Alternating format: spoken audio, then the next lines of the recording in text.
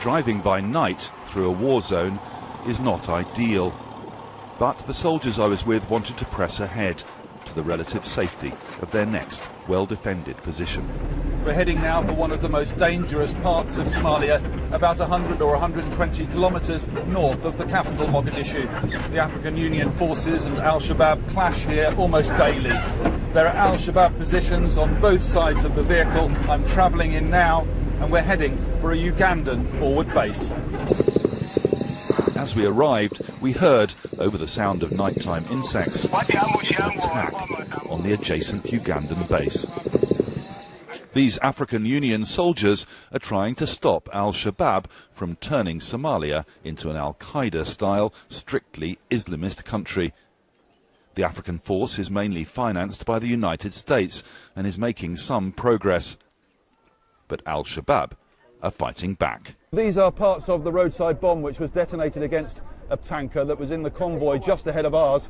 It just happened a few minutes ago. This is the battery and this is the detonator that was strung out on a wire on the side of the road there. Here you can see the hole that was created by the blast, and interestingly, all of these little bits of green here, these are the leaves from the trees which have literally been blasted off by the strength of the explosion. This is the vehicle itself. So it was hit from the underneath and the blast went up through this door. You can see the fragments and so on of the shrapnel which have blasted out the windows and the mirrors. Then another explosion, an even closer call. The roadside bomb's just gone off just behind us.